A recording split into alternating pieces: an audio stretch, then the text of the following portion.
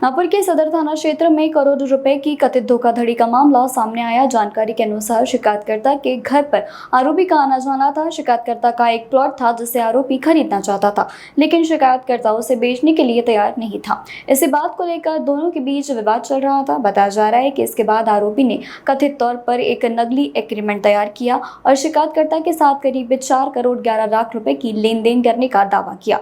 शिकायतकर्ता को जब इस पूरे मामले में धोखाधड़ी का संदेह हुआ तो उसने पुलिस में शिकायत दर्ज कराई। सदर पुलिस ने मामला दर्ज कर आरोपी की जांच शुरू कर दी है और आरोपी की भूमिका भी जांच खंगाल रही है।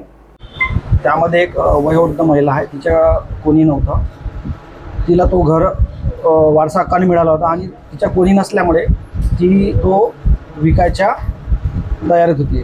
त्यामुळे जो आरोपी आहे त्याने बरेच प्रयत्न केले तो विकत घेण्याचा, पण त्याने तो सौदा होऊ शकला नाही, म्हणून तिने दुसऱ्याला विकलं। ते माहीत झाल्यानंतर त्यानं एक बनावट करारनामा बनवून तिच्यासोबत 4 करोड 11 लाखाचा व्यवहार केलेला असं दाखवलं। त्यामध्ये तिने 11 लाख रुपये त्याने नगद स्वरूपात व 1 लाख करोडचा चेक असं दिलेला म्हणून सांगितलं होतं। आणि त्यानंतर त्या वृद्ध महिलेला माहीत झालं की त्याने कोर्टामध्ये दिवाणी दावा दाखल केला आहे। त्यावरून तिने ते कागदपत्र बघितले। त्यावर तिला लक्षात आलं की मी असा कोणताही सौदा केलेला नाही, कोणतीही सही केलेली नाही, म्हणून तिने पोलीस स्टेशन सदर येथे अर्ज दिला, तक्रार अर्ज, आणि त्यावरून आम्ही चौकशीवरून तो गुन्हा दाखल केलेला आहे आणि तपास सुरू आहे।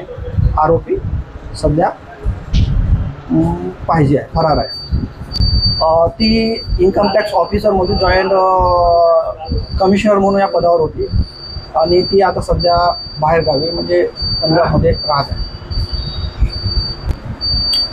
जर काही असं प्रसंग आलं तर त्यांनी कोणत्याही आमिषाला बळी नाही पडू नये आणि त्यांनी सरळ पोलीस स्टेशन येथे कोणत्याही पोलीस स्टेशनला नजीक जवळच्या पोलीस स्टेशनला तक्रार द्यावी आणि त्यांना योग्य तो कारवाई करू।